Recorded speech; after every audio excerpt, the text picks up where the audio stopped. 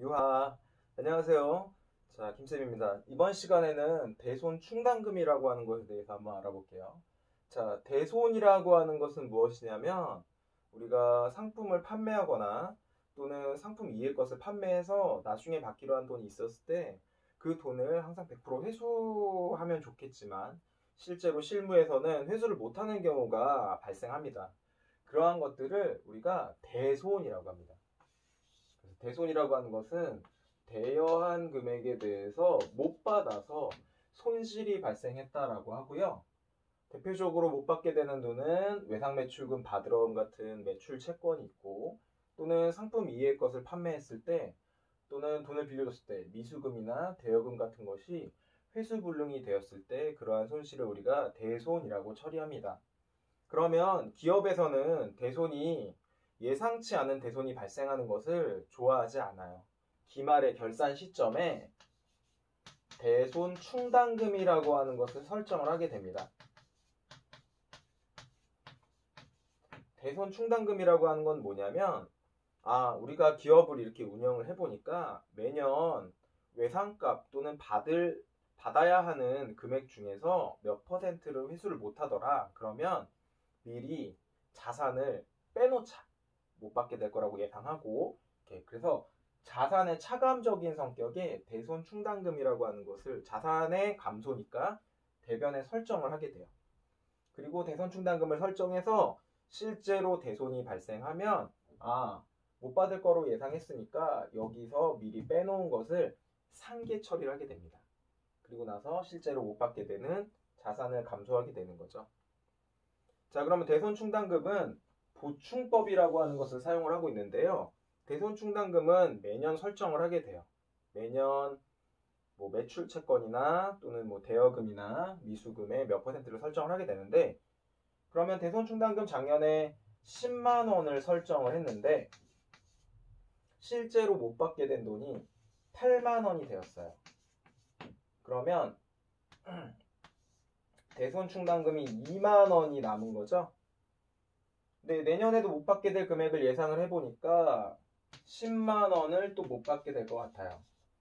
그러면 2만 원의 잔액이 있으니까 얼마만 채워놓으면 될까요? 8만 원만 대손 충당금을 더 설정을 해서 보충해 놓으면 되겠죠. 이것을 우리가 보충법이라고 합니다. 대손 충당금은 결산 시점에 미리 내년에 회수하지 못할 것을 예상을 해서 수취채권, 자산을 미리 차감해 놓는 성격의 계정이고, 대손 충당금을 설정을 하게 되면 대변에 발생을 하겠죠. 자, 대손 상각비라고 하는 것이 있는데, 자, 대손 충당금을 설정을 했단 말이에요. 대손 충당금을 10만 원을 설정을 했는데 실제로 10만 원은 못 받게 되는데 추가로 10만 원의 대손 충당금을 다 썼는데 추가로 2만 원이 발생했다라는 거예요. 그러면은 예상 범위를 넘어선 거죠. 그 예상 범위를 넘어선 것에 대해서는 우리가 대손 상각비라고 해서 비용 처리를 하게 됩니다. 그래서 대손 상각비는 상품의 판매와 관련되어 있는 것이기 때문에 대손 상각비는 판매비와 관련기로 처리하고 있고요. 기말 시점에 대손 충당금을 설정할 때 대변에 대손 충당금을 설정하잖아요. 그리고 대손의 대손 충당금을 설정한 상황에서 미리 비용 처리를 해놓은 겁니다. 그래서 대손 상각비로 차변에 설정을 하고 있습니다. 자, 대손 충당금 환입이라고 하는 건 뭐냐면 실제로 대손이 10만 원이 발생할 것으로 예상을 했는데 실제로는 7만 원만 발생을 했고, 그러면 대손 충당금이 얼마 남았죠? 3만 원이 남았죠? 내년에 대손 충당금을 설정을 하려고 하는데 대손 충당금을 예상을 해보니까 만 원만 설정하면 될 것 같아요.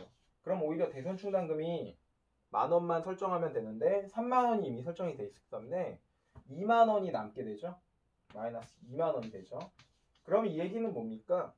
실제로 못 받을 것으로 예상을 했지만 실제로보다 더 외상값 회수를 잘했다는 얘기죠. 그러면 미리 비용으로 처리해놨던 3만 원 중에서 2만 원은 다시 자산으로 들어오게 됩니다. 자산 또는 미리 비용 처리했던 거를 거꾸로 상계 처리를 하게 되겠죠. 그걸 우리가 대손충당금 환입이라고 하고 있고요.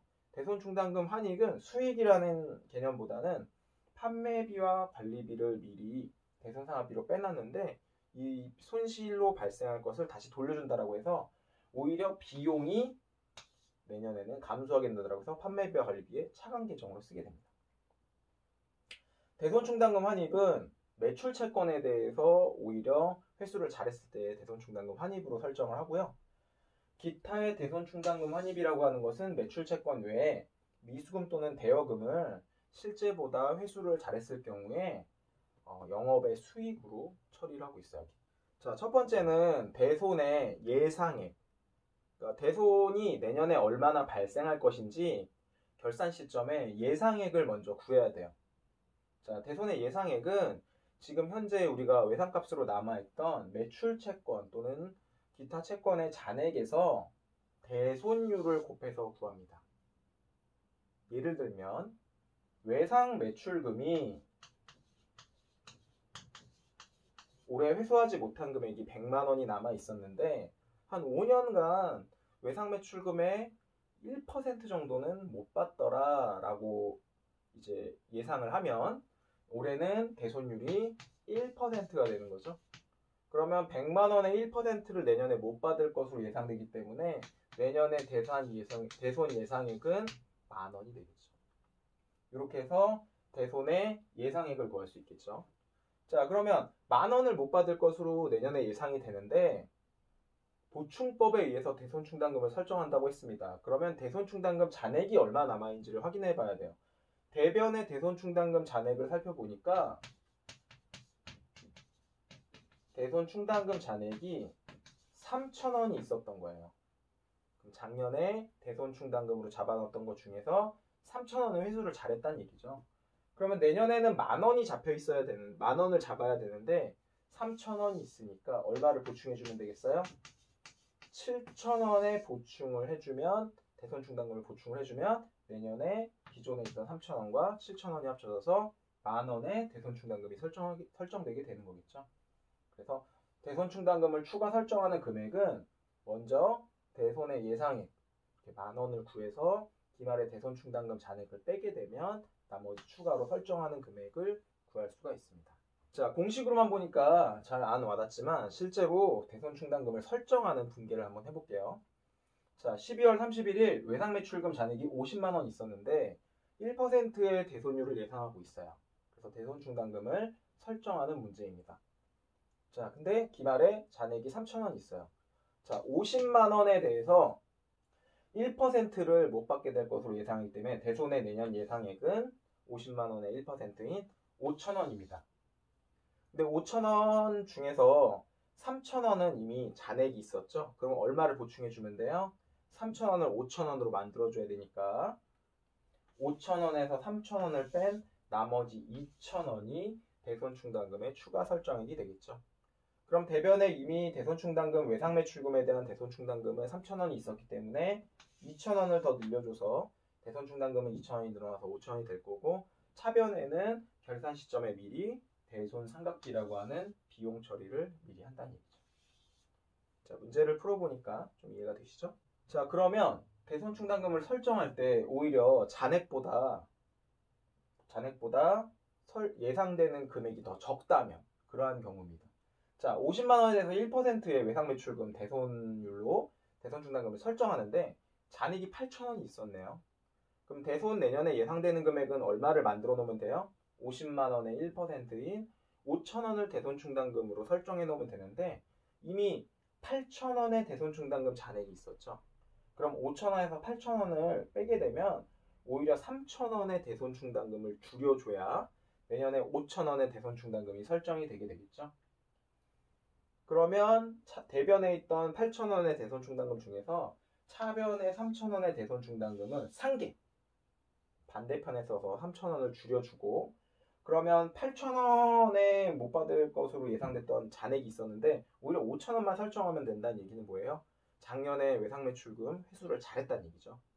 그렇기 때문에 대손충당금 환입이라고 하는 판매비와 관리비를 오히려 올해는 비용에 소멸을 시켜줘도 되는 거죠. 자, 실제로 그러면 이렇게 대손 충당금을 설정을 하고 회계기간 중에 결산일이 지나서 다음 회계기간이 되었을 때 대손이 실제로 발생하게 되면 어떻게 회계 처리하는지를 한번 살펴볼게요. 자, 한국상사가 3월 1일 날 파산해서 외상매출금 5천원이 회수 불능이 되었습니다. 그런데 작년 기말 시점에 대손 충당금을 10,000원을 설정해 놨어요. 대변에 이미 못 받을 걸 10,000원으로 예상을 했죠. 대변에 있던 10,000원 중에서 잔액 한도 내니까 5천원의 대손 충당금을 상계 처리하고 대변에 실제 외상매출금이 회수가 불능이 되었으니까 외상매출금 5천원을 자산의 감소로 없애주면 되겠죠. 그럼 이렇게 10,000원 중에 5천원의 대손 충당금을 상계 처리했으니까 이제 대변에 남은 잔액은 10,000원에서 5천원 빠져나간 5천원이 되겠죠. 자, 그러면 대손 충당금 잔액보다 실제로 대손이 더 많이 발생한다면 어떻게 회계 처리를 해야 될까요? 자, 3월 1일 한국상사가 파산해서 외상매출금 5천원이 실제로 대손이 발생을 했는데 대손 충당금 잔액은 3천원밖에 없었습니다. 그럼 일단 5천원 중에서 3천원까지는 대변에 있던 대손 충당금을 상계 처리해서 쓸 수 있겠죠. 그러면 3천원을 쓰게 되니까 대손 충당금 잔액이 이제 더 이상 남아있지 않습니다. 그러면 이건 예상 범위를 넘어선 거죠. 그럼 예상 범위를 넘어선 잔액을 넘어선 부분에 대해서는 대손 상각비, 비용으로 처리하면 됩니다. 그리고 나서 외상매출금 5천원은 회수가 불능이 되었기 때문에 없애주면 되는 거겠죠.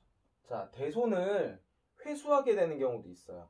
자, 한국상사가 파산을 했는데 이걸 대손 처리했습니다. 못 받을 것이라고 생각하고 외상매출금을 없애주고 대손 충당금으로 처리했는데 한국상사가 다시 이제 회생을 해서 우리한테 그 못 받은 돈을 못 줘서 미안하다고 해서 뒤늦게 대손 처리한 후에 돈을 갚은 경우입니다. 그런 경우에는 대손의 회수라고 하고요.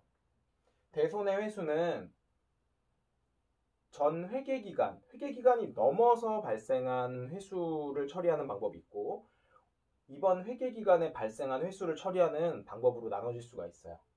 일단 전 회계기간이 넘어가게 되면 수익과 비용의 처리가 마무리가 다 된 상태에서 상각비로 처리했던 대손 충당금으로 처리했던 비용을 다시 돌려줄 수는 없는 거죠.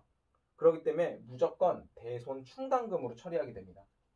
그래서 전기분의 회수가 되면 예를 들어서 2019년 4월 1일인데 2018년도에 대손으로 처리했었어요. 그러면 뭐 대손 상각비로 처리했든 대손 충당금으로 처리했든 회계기간이 지나버리기 때문에 무조건 대손 충당금으로 다시 늘려주는 수밖에 없습니다. 그래서 대변에 5천원이 회수되었을 때 회계기간이 지나고 나서 대손 충당금이 5천원이 늘어나고 현금으로 회수했으니까 현금이라고 하는 자산이 증가하게 되는 거겠죠. 그래서 회계기간이 지나가면 상각비든 충당금이든 다 뭘로 처리한다? 충당금으로 돌려준다. 단기에 발생한 대손이 단기에 회수가 되었을 경우에는 어떻게 처리하냐면 눈에는 눈, 이에는 이. 상각비로 처리한 것은 상각비로 다시 상계 처리, 충당금으로 처리했던 것은 충당금으로 다시 상계 처리하면 됩니다. 그래서 보면 2019년 9월 1일 올해 회계기간이죠. 2019년 4월 1일 올해 회계기간에 파산해서 대손 처리했다는 거예요.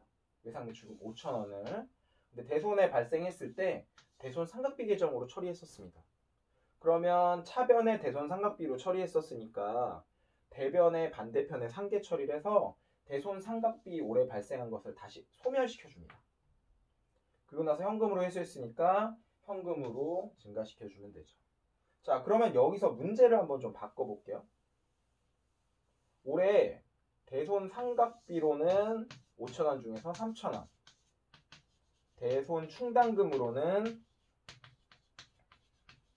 2천원을 처리했다라고 가정을 해봅시다. 자, 그러면 눈에는 눈, 이에는 이였죠? 대손 상각비 3천원에 대해서는 대손 상각비 3천원을 상계 처리시켜주고 차변에 처리했었으니까 오히려 대변에 대손 충당금 차변에 2천원 처리했었겠죠? 그러면 대손 충당금은 다시 대손 충당금을 대변에 2천원을 만들어주면 되겠죠. 현금 5천원 똑같고요. 그래서 단기분에 회계 처리한 것은 단기분에 회계 처리한 것을 반대로 상계 처리시켜주면 되고요. 전기분에 대손 충당금이 발생한 것을 전기 이전에 발생한 것을 회수했을 때는 무조건 대손 충당금으로 처리해주면 됩니다. 충당금도 거래에 따라서 충당금과 관련된 계정 과목을 설정하는 것이 다른데요. 일반적으로 외상매출금이나 바드럼에 대해서는 대손 충당금을 설정할 때 차변에는 대손상각비로 처리를 하게 됩니다. 그리고 일반적인 상거래 이외에 상품 이외의 것을 판매했을 때 미수금이라든지 돈을 빌려준 것에 대한 대여금에 대한 대손이 발생했을 때는 영업 외, 왜냐하면 상품과 관련된 것이 아니기 때문에 영업 이외에 기타의 대손상각비, 영업의 비용으로 처리를 하게 됩니다. 자, 결산 시 대손충당금이 오히려 더 초과가 되었을 경우, 설정한 금액보다 더 많이 남았을 경우에는 상품과 관련된 것은 대손충당금 환입으로 상관비를 차감해주게 되고요. 상품과 관련되지 않은 미수금이나 대여금에 대해서는 기타의 대손충당금 환입으로 영업의 수익이 발생했다라고 설정을 하시면 됩니다. 자, 관련된 기출문제를 한번 풀어볼게요. 자, 회수가 불가능한 매출채권에 대해서 합리적이고 객관적인 기준. 자, 기업이 몇 년 동안 거래를 해보니까 몇 %를 못 받더라. 이런 기준에 따라서 대손의 추산액을 대손 충당금으로 처리하면 되겠죠. 자, 매출채권 중에서 이 바드럼 같은 경우가 차입 거래가 발생하면 이것을 처분손익으로 인식을 해야 된다. 이거 어음에 할인할 때 했었죠. 자, 어음에 할인은 매각 거래하고 차입 거래가 있었다고 했는데 어음을 만기 이전에 처분했을 때 만약에 은행에다 아예 그냥 할인된 금액으로 팔아버렸다라고 하면 처분손익으로 인식을 했었고요. 차입을 했다라고 하면 담보로 돈을 빌리는 거니까 이자 비용으로 인식한다고 했었죠. 근데 뭐라고 나왔어요? 매출채권, 바드럼 같은 경우를 할인해서 상대편에게 넘겨주는 이전 거래가 발생했는데 차입 거래 시에 처분 손익으로 인식하는 것이 아니라 차입 거래 시에는 이자 비용으로 인식한다. 그 다음 대손 추산액에서 대손 충당금 잔액을 뺀 대손의 추가 설정액은 대손 상각비로 결산 때 계상한다고 했었죠. 자, 회수가 불가능한 채권 같은 경우는 대손 충당금 잔액이 있으면 대손 충당금하고 상계 처리하고 대손 충당금 잔액이 부족한 경우에는 대손 상각비로 처리한다라고 했었죠. 자, 다음 거래에 대한 분개를 봅시다. 8월 31일 거래처의 파산으로 인해서 외상매출금 10만 원이 회수 불능이 되었어요. 대손 충당금 설정된 금액을 살펴봐야겠죠. 대변에 대손 충당금 설정 금액이 4만 원이 있었습니다. 그러면 4만 원까지는 대손 충당금으로 설정하면 되고 4만 원을 대손 충당금 잔액을 다 쓴 그 이후의 금액에 대해서는 대손상각비로 처리하면 되고 외상매출금을 회수 불가능이 됐으니까 외상매출금 10만 원을 감소시켜주면 되겠죠. 정답은 2번이 되겠습니다. 자, 이번 시간에는 대손 충당금에 대해서 한번 수업을 해보았는데요. 대손 충당금이 결산 분기에서 전산회계 자격증 시험에서 거의 뭐 3번에 2번 이상꼴로 출제 비율이 굉장히 높은 내용이기 때문에 그 대손의 매출채권의 잔액을 한번 스스로 한번 설정해 보시고 대손율은 보통 1%에서 3%로 잡습니다. 대손율도 한번 잡아보시고 대손 충당금 설정하는 것에서부터 시작해서 대손이 발생하는 회계와 대손이 회수되는 경우의 회계 이 세 가지 부분이 가장 많이 출제되고 있기 때문에요.